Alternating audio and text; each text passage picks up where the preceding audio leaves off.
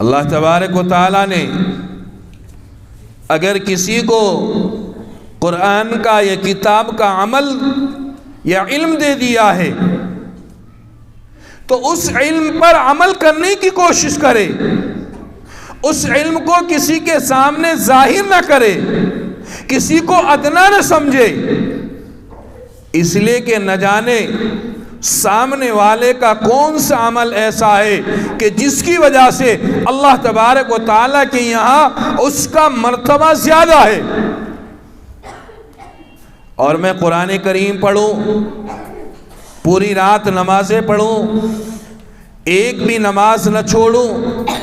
اور میری نہ جانے کون سی خطا، کون سا گناہ،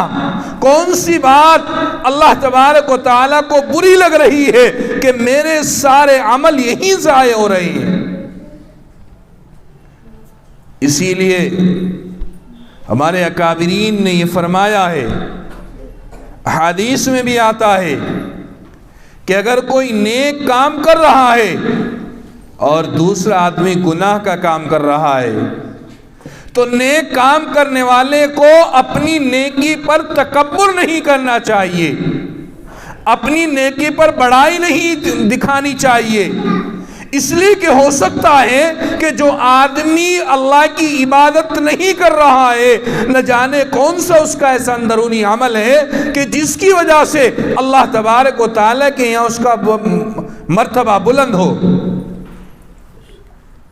حضرت تھانوی علیہ الرحمہ حکیم الامت 1000 سے زائد کتابیں انہوں نے لکھی ہیں اور بڑی معتبر مستند کتابیں حضرت تھانوی مولانا اشرف علی تھانوی علیہ الرحمہ نے کتابیں لکھی ہیں، بیشتری زیور ان کا لکھا ہوا ہے، اصلاح الرسوم ان کی ہے، اغلاط العوام، بہت ساری کتابوں کے مصنف ہیں۔ کتنے بڑے اللہ والے ہوں گے، اللہ تبارک و تعالیٰ نے کتنا بڑا علم ان کو دیا ہوگا۔ ایک مرتبہ انہوں نے ایک کتا دیکھا اور یہ کہا کہ یہ کتا میرے سے بہتر ہے۔ لوگوں نے معلوم کیا کہ حضرت یہ کیسے ہو سکتا ہے؟ فرمایا کہ اگر ایمان کے ساتھ میرا خاتمہ ہو گیا، اللہ تبارک و تعالیٰ نے ایمان کے ساتھ مجھے موت دے دی تو میں اس کتے سے بہتر ہوں، اس لیے کہ میں ایمان لے کر جا رہا ہوں۔ اور اگر مجھ سے کوئی خطا ایسی ہو گئی، کوئی کام ایسا ہو گیا کہ آخری وقت میں میرا ایمان سلب کر لیا جائے اور میں ایمان کے ساتھ دنیا سے نہ رخصت ہوں تو اس میں اس سے بہتر یہ کتا ہے۔ اور ہے بھی یہی کہ اللہ تبارک و تعالیٰ کے یہاں جو بخشش کا جو وعدہ ہے، جو اللہ تبارک و تعالیٰ نے جو جنت دینے کا وعدہ کیا ہے، وہ ایمان پر دیا ہے، اور ایمان کا سلامت رکھنا یہ ہمارے لیے بہت ضروری چیز ہے۔ محترم خواتین، یہ اس وقت کا جو معاشرہ ہے اور اس وقت کے جو حالات آج ہمارے سامنے ہیں، یہ فتنوں کا دور ہے، اور اس دور کے اندر آقا نامدار نبی کریم صلی اللہ علیہ وسلم کی پیشین گوئی ہے کہ ایک زمانہ ایسا آئے گا کہ اس وقت میں ایمان والا جب رات کو سوئے گا تو ایمان لے کر سوئے گا، اور جب صبح کو اٹھے گا تو اس کا ایمان ختم ہوا ہوگا۔ اسی طرح سے جب وہ صبح کو اٹھے گا تو ایمان کے ساتھ اٹھے گا، اور جب شام ہوتی آئے گی اس کا ایمان ختم ہو جائے گا۔ اور اس وقت میں یہی حالات ہیں، یہ وہی زمانہ ہے کہ جس کے بارے میں اللہ کے نبی علیہ السلام نے ہمیں بتلایا ہے، خبر دی ہے، پرفتن زمانہ ہے۔ اس لیے کہ بہت سارے ایسے لوگ جو ایمان والوں کے دشمن ہیں، ایمان والوں کا ایمان ختم کرنے کے لیے ایسی رات دن محنتیں اور کوشش کر رہے ہیں کہ ان کی محنت اور کوششوں کو اگر آپ کے سامنے بیان کیا جائے تو آپ بھی افسوس کریں گی کہ ایمان والوں کا ایمان ختم کرنے کے لیے اتنی زبردست اور اتنی محنت ہو سکتی ہے۔ آپ حضرات اس چیز سے اندازہ لگائیں کہ ہماری بہت سی خواتین جو اپنے آپ کو بڑی پڑھی لکھی گریجویشن سمجھتی ہیں، وہ آج کے وقت میں ان کا ایک نظریہ ہے، اس لیے کہ سوشل میڈیا کا زمانہ ہے اور تمام چیزیں وہ سمجھتی ہیں کہ جس چیز کے بارے میں کوئی بات معلوم کرنی ہو تو کسی عالم سے نہ فون ملانے کی ضرورت ہے، نہ کسی عالم کے پاس اپنے گھر والوں کو بھیجنے کی ضرورت ہے، بس ایک کام کیجئے کہ گوگل پہ جاتی ہیں اور اسی طرح سے یوٹیوب پر جاتی ہیں،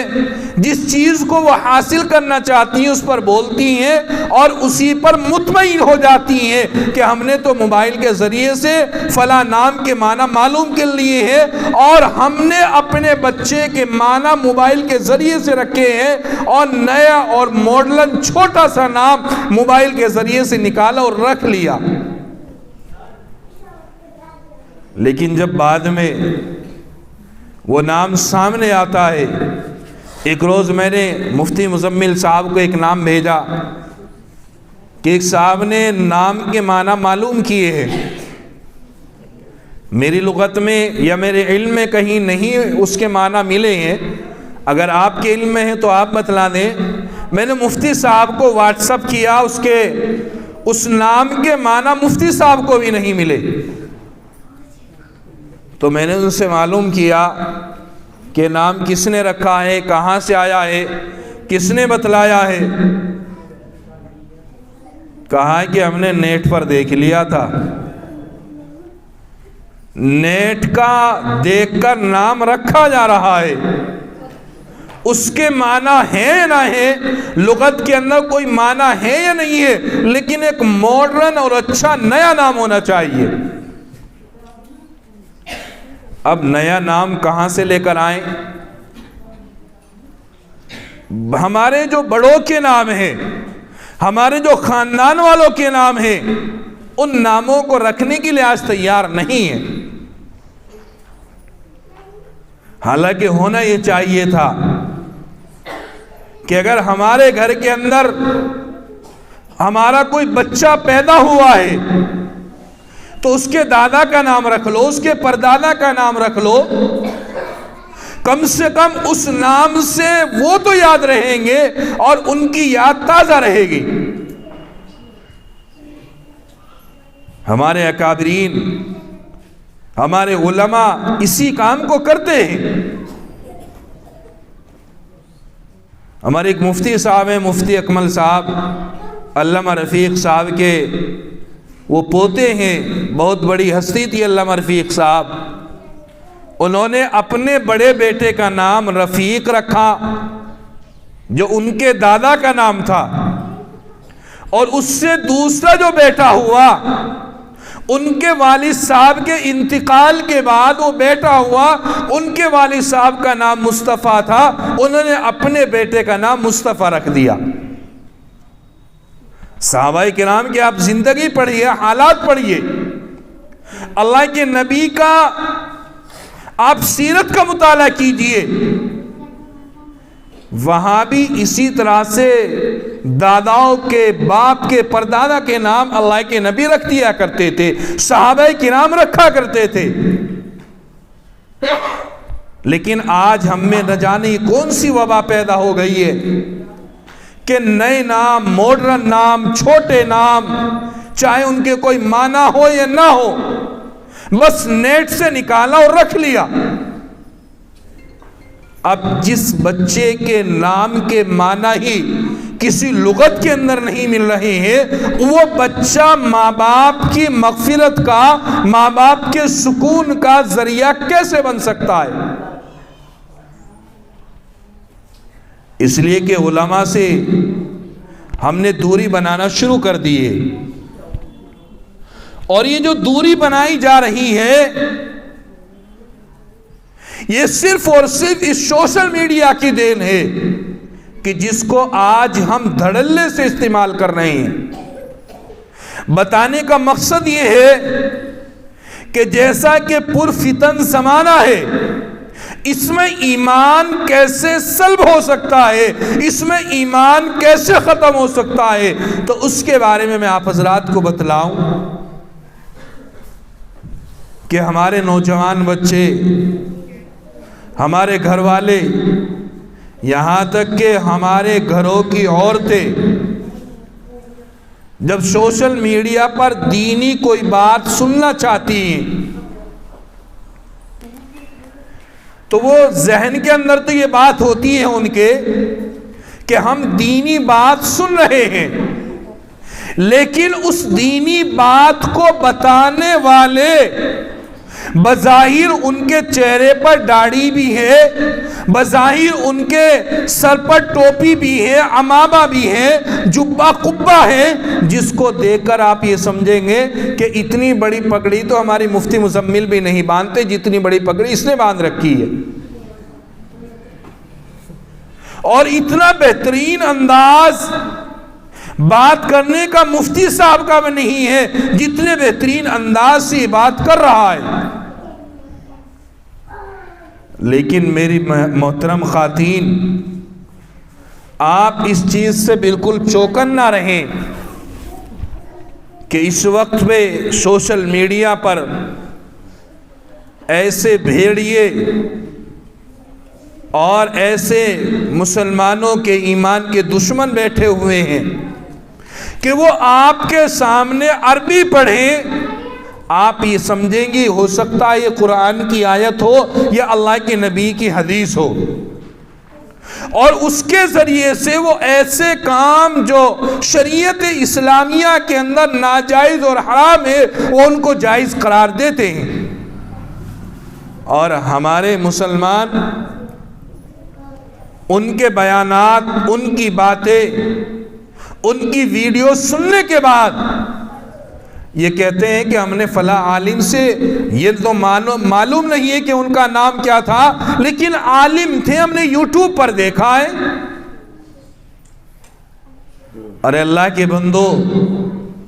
پہلے آپ یہ تو تحقیق کر لو کہ کس مسلک سے تعلق رکھنے والا ہے، یہ کون ہے جو ایک داڑھی اور ٹوپی پہنے کھڑا ہوا ہے۔ ہو سکتا ہے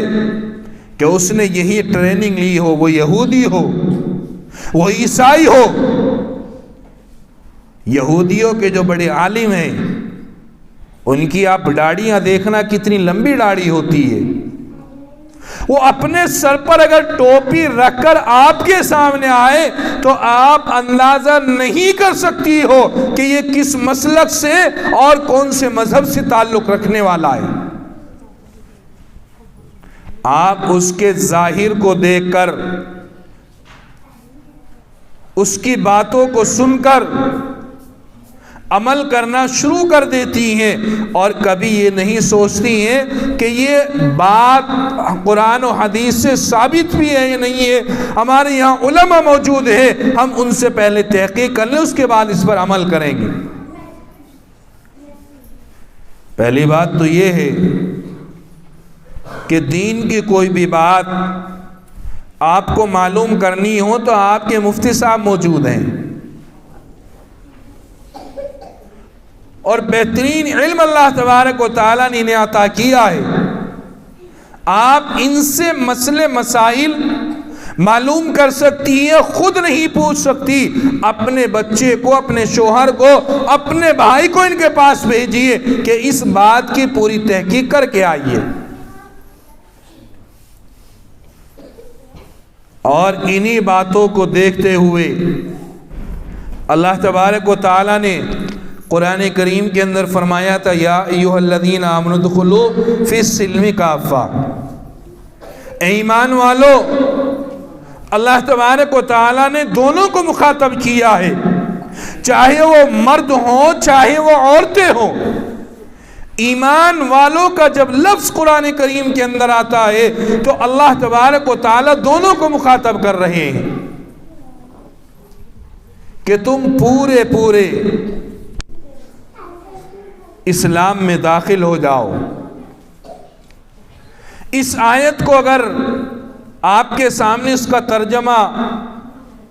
یہ ہے تو آپ کے ذہن کے اندر یہی بات آ سکتی ہے کہ جب اللہ نے ہمیں ایمان کی دولت دے دی ہے، اور ایمان جیسی دولت اللہ تبارک و تعالیٰ نے ہمیں دی ہے، ہم ایمان والے کے گھر میں پیدا ہوئے، ایمان والے نے ہماری پرورش کی ہے اور ایمان والے کے گھر کے اندر ہماری زندگی گزر رہی ہے، تو پھر ہم کیسے اسلام میں داخل ہو جائیں؟ ہم تو پورے اسلام میں ہی داخل ہیں۔ ایمان والے تو ہم بن گئے، اس لیے کہ اللہ تبارک و تعالی حدیث قدسی میں فرماتے ہیں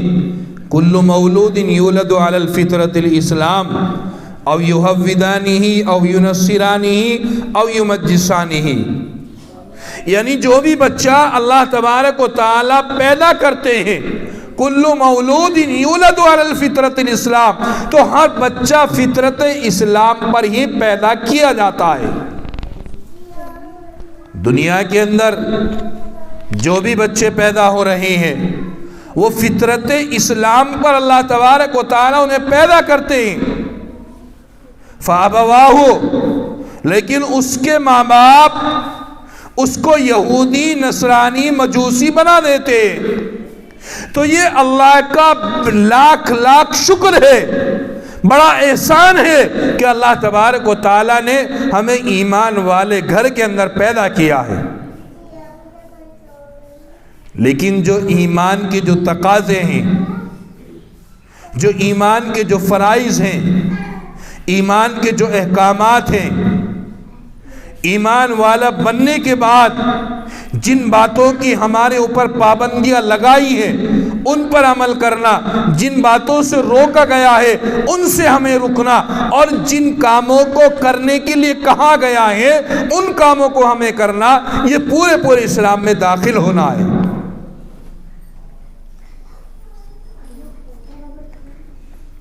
اور ایک بات میں آپ حضرات کو یہ بتلاؤں اور ذمہ داری کے ساتھ یہ بات آپ سے میں کہتا ہوں کہ آپ کو اللہ تبارک و تعالیٰ نے وہ طاقت دی ہے کہ آپ جیسا چاہیں ایسا اپنے معاشرے کو بنا سکتی ہیں۔ آپ کو اللہ تبارک و تعالیٰ نے وہ ہمت، وہ طاقت دی ہے کہ جیسا چاہیں ایسا اپنے معاشرے کو بنائیں، جیسا ماحول آپ بنانا چاہیں ایسا بنا سکتی ہے۔ یہ ہمت آپ کو اللہ تبارک و تعالیٰ نے دی ہے۔ آپ کسی کی محتاج نہیں ہیں۔ اپنے گھر کو تمہیں کیسے بنانا ہے، اپنے گھر کے ماحول کو کیسے لے کر چلنا ہے، یہ آپ کے ہاتھ میں ہے، آپ کے شوہر کے ہاتھ میں نہیں ہے۔ کبھی آپ یہ سمجھیں کہ سارے کام شوہر کے ہاتھ میں ہیں، ہمارے بھائی کے ہاتھ میں ہے، گھر والوں کے ہاتھ میں نہیں، بلکہ اللہ نے یہ ہمت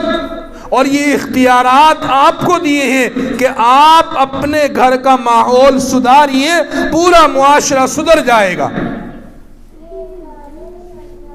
اور اگر آپ نے ہی اپنے گھر کا ماحول صحیح نہیں کیا، اپنے گھر کے ماحول کو نہ سدھارا، اور اسی طرح سے جیسا معاشرہ، جیسے حالات، جیسا پرفتن یہ زمانہ چل رہا ہے، اسی کے اعتبار سے زندگی گزارتی رہی، تو پھر یہ جو دینی باتیں ہمارے سامنے ہوتی ہیں، یہ جو دینی باتیں یہاں بیان کی جاتی ہے، ان سب کا کوئی مطلب حاصل ہونے والا نہیں ہے۔ محترم خواتین، آپ صرف اللہ تبارک و تعالیٰ کی محبت میں، آقائے نامدار نبی کریم صلی اللہ علیہ وسلم کی محبت میں اور اس دین کی محبت میں اپنے گھر سے چل کر یہاں آئیے. اور آپ کو یہ بھی معلوم ہے کہ ہمارے سامنے دین کی باتیں ہوں گی، ہمارے معاشرے کی باتیں ہوں گی،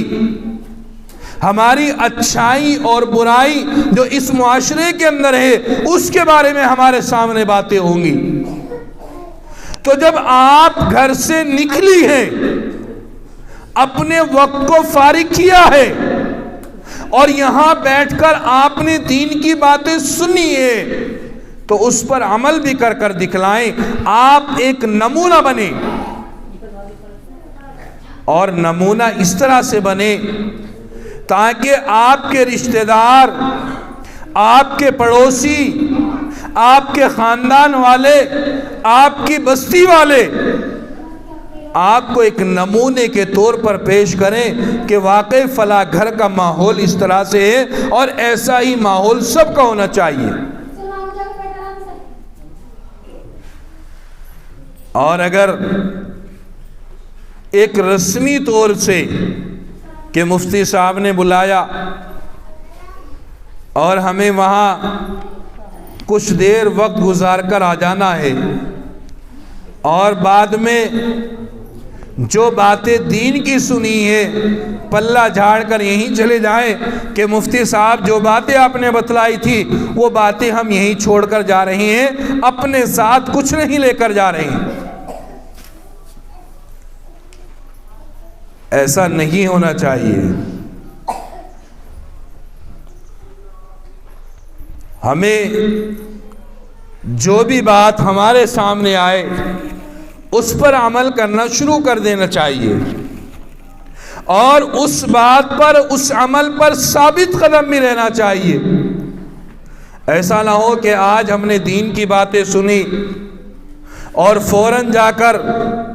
ہم اپنے گھر کے اندر نیت باندھ کر کھڑے ہو جائیں کہ بس اب تو عبادت ہی کرنی ہے، اس کے علاوہ کچھ اور کام نہیں. اور کل کو جب دن نکلے گا تو پھر ایک بھی وقت کی نماز ہماری پڑھی نہیں جا رہی ہے، یعنی ایک دن اثر رہا پھر اس کے بعد وہ چیزیں ختم. تو ایسا نہیں، بلکہ ثابت قدمی، جو بھی عمل کیا جائے. قرآن کریم کی آپ تلاوت کرتی ہیں، روزانہ کریں، چاہے ایک پاؤ پارا پڑھیں، چاہے ایک رکوع ہی کیوں نہ پڑھیں، لیکن روزانہ پڑھیں. ایسا نہ ہو کہ آج تو ہم نے 5 پارے 10 پارے پڑھ دیے اور پھر پورا مہینہ ہم قرآن کریم کھول کر نہ دیکھیں. آج تو ہم نے فرض نمازیں بھی پڑھ لی، اشراق بھی پڑھ لی، چاشت اوابین بھی پڑھ لی اور ساری نمازیں پڑھ لی، اور کل کو پھر سے نماز ختم. چاہے اشراق اوابین چاشت کی نمازیں نہ پڑھی جائیں، لیکن فرض نماز بالکل نہیں چھوڑنی ہے. فرض نماز کا اہتمام کرنا ہے، ہر حال میں اہتمام کرنا ہے، اس لیے کہ اللہ تبارک و تعالیٰ کا فرض بھی ہے اور اس کے ذریعے سے ہمارے بچوں کی تربیت بھی ہونی ہے. اس لیے کہ اگر آپ نمازی ہوں گی، آپ عبادت گزار ہوں گی، آپ نماز پڑھیں گی تو اس کا اثر آپ کے بچوں پر پڑے گا، اور اگر آپ ہی نماز نہیں پڑھیں گی تو بچوں پر کیسے اثر پڑے گا؟ آپ کے بچے کیسے نمازی بن جائیں گے؟ آپ کے بچے کیسے نیک بن جائیں گے؟ کیسے اللہ تبارک و تعالیٰ کے فرما بردار بن جائیں گے؟ کیسے اللہ تبارک و تعالیٰ کے پیارے بن جائیں گے؟ کیسے وہ اللہ تبارک و تعالیٰ سے محبت کرنے والے بنیں گے؟ آپ کا رول بڑی اہمیت رکھتا ہے، اور اسی کے ساتھ ساتھ ہمیں کسی بات پر نہ اکڑنا ہے، نہ کسی بات پر تکبر کرنا ہے، بلکہ جو بھی کام ہو اللہ کی رضا کے لیے ہو. اسی لیے ایک مرتبہ آقائے نامدار نبی کریم صلی اللہ علیہ وسلم سے سوال کیا امہات المؤمنین نے کہ نماز کس جگہ پڑھی جائے، نماز پڑھنے کی بہتر جگہ کون سی ہے؟ فرمایا کہ اپنے گھر کے اندر. کہ گھر کے اندر کون سی جگہ؟ تو فرمایا کہ اپنے دالان کے اندر. اس سے بھی اچھی جگہ کون سی ہے؟ فرمایا کہ اپنے کمرے کے اندر. اور وہ اس لیے تاکہ آپ اندر نماز پڑھیں صرف اللہ تبارک و تعالیٰ کو دکھانے کے لیے کہ اللہ تیری لیے عبادت کر رہی ہو اور تجھی کو دکھا رہی ہو، کسی کی نظر نہ پڑے. اور اس بات کا خیال رکھنا کہ جب انسان نیک ہوتا ہے، نیکی کا کام کرتا ہے، تو اللہ تبارک و تعالیٰ آٹومیٹک اس سے محبت کرنے لگ جاتے ہیں. اور جس سے اللہ تبارک و تعالیٰ محبت کرتے ہیں تو فرشتوں میں اعلان کر دیتے ہیں کہ میں اس بندی سے محبت کرتا ہوں. تو اس کے بعد فرشتے دنیا کے اندر لوگوں سے آ کر یہ کہتے ہیں کہ اللہ تبارک و تعالیٰ اس بندے اور بندی سے محبت کرتے ہیں، تم بھی اس سے محبت کرنے لگ جاؤ. تو یہ جو ہم عبادتیں کر رہی ہیں، یہ جو بھی عبادت کریں، جو بھی علم حاصل کریں، اللہ کی رضا کے لیے حاصل کریں. اور اس کا نتیجہ یہ ہوگا کہ اللہ تبارک و تعالیٰ آٹومیٹک لوگوں کے دلوں کے اندر آپ کی محبت پیدا فرما دیں گے. ہمارے بہت سارے اکابرین کہ جن کو ہم نے کبھی دیکھا نہیں، صرف ان کے حالات سنے،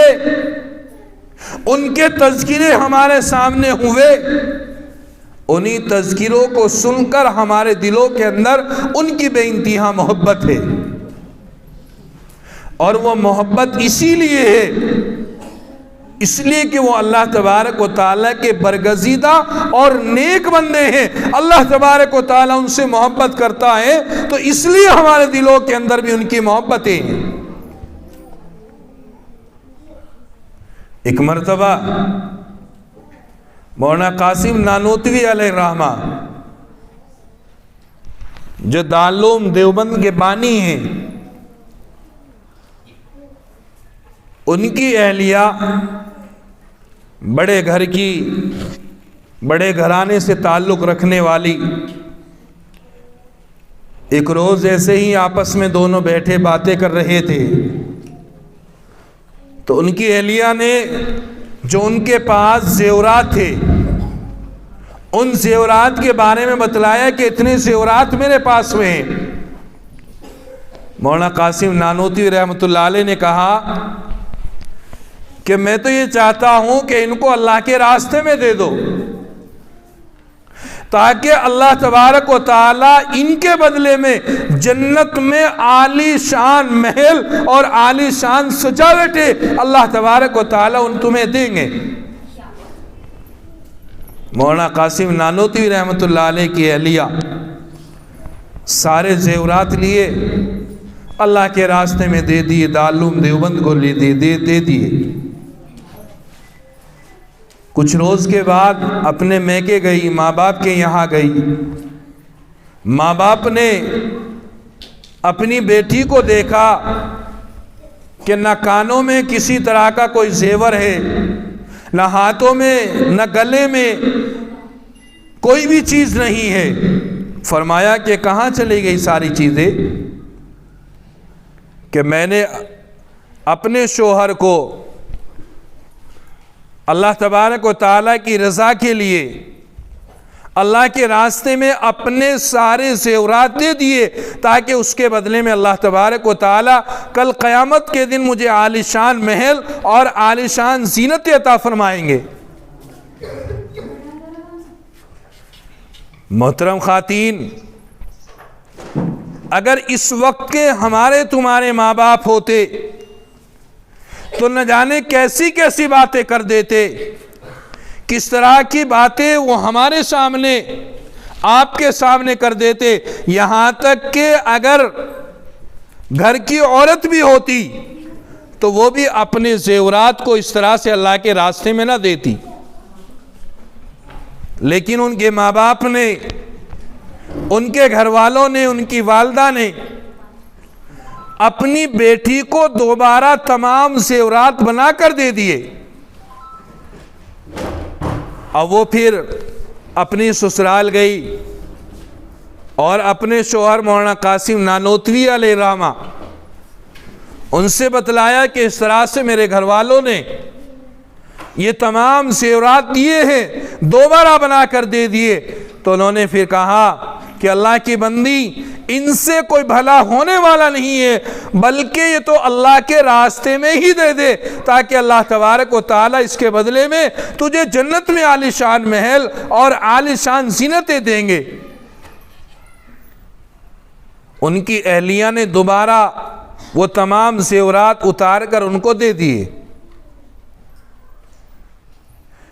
تو بتلانے کا مقصد یہ ہے کہ جب عورت کسی بات پر عمل کرنے کے لیے آتی ہے تو اس کے سامنے دنیا کی تمام رکاوٹیں ختم ہو جاتی ہیں،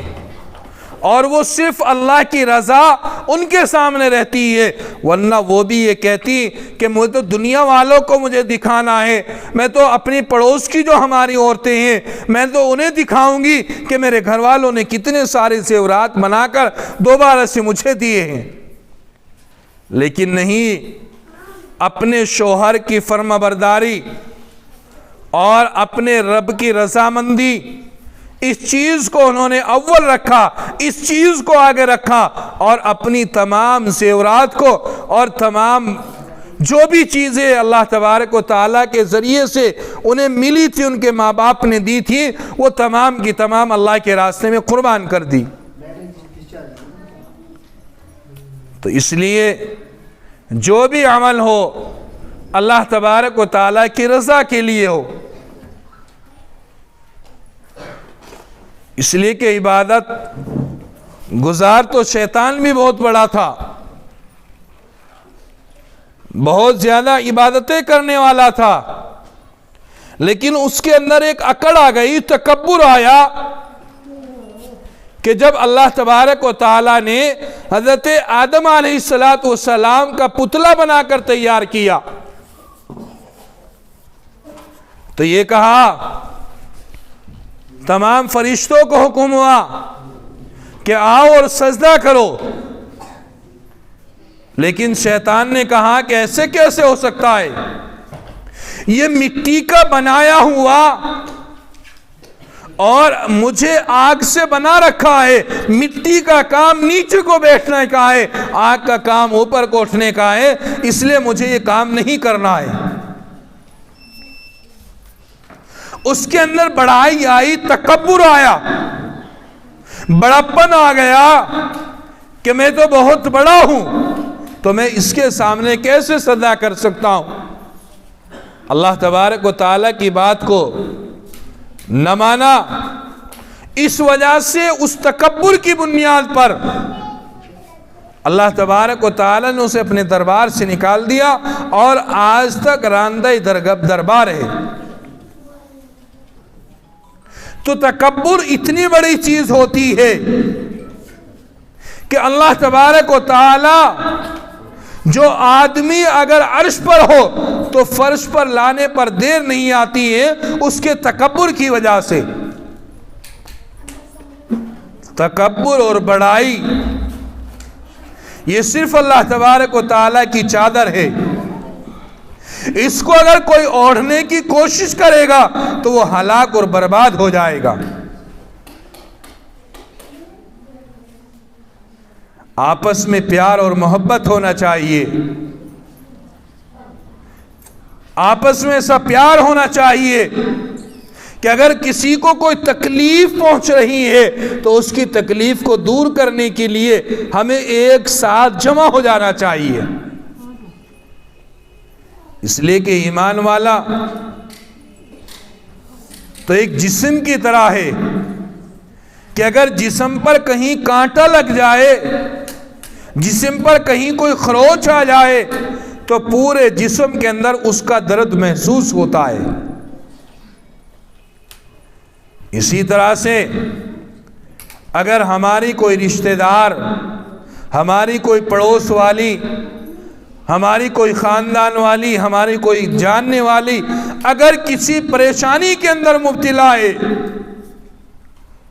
تو اس کے لیے دعائے خیر کریں کہ اللہ تبارک و تعالی اس کی اس پریشانی کو دور کر دے، اس لیے کہ جب تم اس کے لیے دعا کرو گی تو اللہ تبارک و تعالی بغیر دعا کے آپ کی پریشانیوں کو دور کر دیں گے اور آپ تک کوئی پریشانی نہیں آئے گی۔ تو محترم خواتین، بات تو چاہے کتنی کر لی جائیں، صبح سے شام تک دین کی باتیں ہوتی رہیں، لیکن اصل بات یہ ہے کہ ان پر عمل کیا جائے، اور عمل ہی اصل چیز ہے۔ علم چاہے تھوڑا ہو لیکن عمل انسان کے پاس ہو تو وہ عمل ہی اس کے لیے نجات کا ذریعہ بن جاتا ہے۔ اور اگر علم کم ہے، علم بہت زیادہ ہے اور عمل اس کے پاس نہیں ہے تو وہ علم اس کو بغیر عمل کے نجات نہیں دلا سکتا ہے۔ اس لیے آپ حضرات یہاں آتی ہیں، اپنا بہت ہی قیمتی وقت جو آپ کا ہے اس کو اللہ کے دین پر قربان کرتی ہیں، آقائے نامدار نبی کریم صلی اللہ علیہ وسلم کی محبت میں اور اللہ تبارک و تعالیٰ کی محبت میں، اللہ کے دین کی محبت میں چل کر یہاں آتی ہو تو اس کے آنے کا پورا فائدہ آپ کو اٹھانا چاہیے کہ ہم انشاءاللہ یہاں سے جب جائیں گے تو ان باتوں پر عمل کر کے جائیں گے اور ان باتوں کو اپنی زندگی کے اندر لے کر آئیں گے۔ جو بھی دین کی بات ہمارے سامنے آئے اس پر عمل کرنے کی کوشش کریں، دوسروں کو بتلائیں، دوسروں کو سمجھائیں، خاص طور سے اپنے گھر کی جو بچے اور بچیاں ہیں اس وقت میں ان کے دلوں کے اندر اللہ کی محبت ہمیں بہت زیادہ پیدا کرنی ہے۔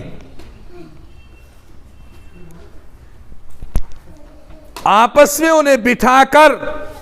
ایک وقت متعین کیجئے، بٹھا کر دین کا تذکرہ ان کے سامنے کیجئے،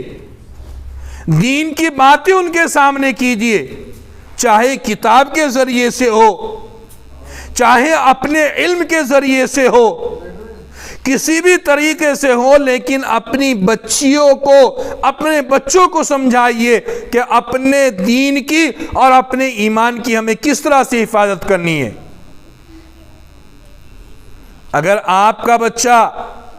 آپ کی بچی اپنے ایمان کی حفاظت کر لے گی اور اپنے ایمان کو صحیح سلامت دنیا سے لے کر چلی جائے گی تو پھر وہ جنتی ہے، اور اگر اس کا ایمان سلب ہو گیا، ایمان ختم ہو گیا، اپنے ایمان کی اس نے حفاظت نہ کی تو پھر اللہ تبارک و تعالیٰ کا کوئی وعدہ جنت کا اس کے لیے نہیں ہے۔ تو اس لیے سب سے اہم چیز جو ہے وہ ایمان ہے، اور ایمان کی حفاظت ہمیں اس قرآن اور حدیث کے ذریعے سے ہوگی، اپنے علماء سے پوچھ کر ہوگی، اپنے علماء کے ذریعے سے ہوگی، ان دینی مجلسوں سے، اور ان دینی مجلسوں میں آنے سے جو دین کی باتیں ہمارے سامنے آئیں گی اس کے ذریعے سے ہمارے ایمان کی اور دین کی حفاظت ہوگی۔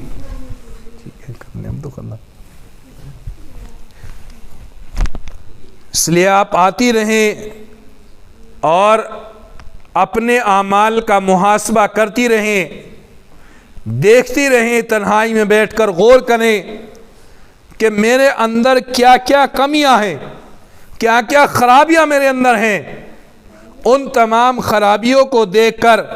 ان کو چھوڑنے کی کوشش کریں اور اچھائیاں اپنے اندر لے کر آئیں تاکہ ہماری دنیا اور آخرت دونوں سنور جائیں۔ دنیا کے اندر بھی سکون والی زندگی ملے گی اور آخرت کے اندر بھی اللہ تبارک و تعالی ہمیں عزت والی زندگی عطا فرمائیں گے، اور جو ذلت والی جو زندگی ہے اللہ تبارک و تعالی اس سے ہماری حفاظت فرما دیں گے۔ تو اس لیے ہم ان باتوں پر عمل کریں اور دعا بھی کریں اپنے تمام مسلمان بھائیوں کے لیے کہ اللہ تبارک و تعالی جہاں بھی مسلمان ہیں، خاص طور سے فلسطین کے جو مسلمان ہیں ان کے لیے آپ دعا کریں، عمل کریں، روزے رکھیں، ان کے لیے روزے رکھ کر دعا کریں کہ اللہ تبارک و تعالیٰ ان کی غیبی مدد فرمائیں۔ اپنے دینی مدارس کے لیے دعا کریں، مفتی صاحب کے لیے دعا کریں، اپنے بچوں کے لیے دعا کریں، اپنی بستی کے لیے دعا کریں، اپنے رشتہ داروں کو لیے دعا کریں، تاکہ اللہ تبارک و تعالی ہم سب کو ایمان والی زندگی عطا فرما دے اور ایمان پر خاتمہ عطا فرما دے۔ اللہ تبارک و تعالی ہمیں ان باتوں پر عمل کرنے کی توفیق عطا فرمائے۔ وآخر دعوانا الحمدللہ رب العالمین۔